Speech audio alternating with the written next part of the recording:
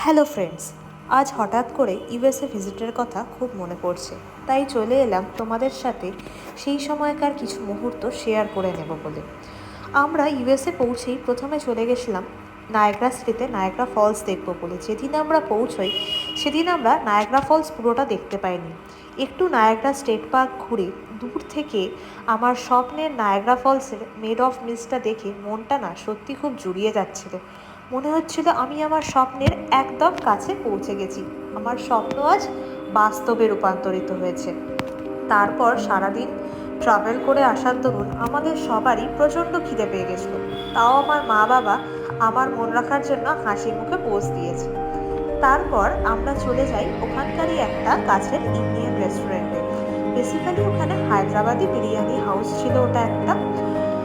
ওখানকার রেস্টুরেন্ট কেমন হয় বিদেশের, এটা প্রথমবার দেখে সেটাকে ক্যামেরাবন্দি করে রাখার ইচ্ছাটাকে আর আটকে রাখতে পারেনি। তাই খুব সুন্দর করে ছোটোর মধ্যে এই ক্যাফেটার মুহূর্তগুলো ক্যামেরাবন্দি করে নিয়েছিলাম।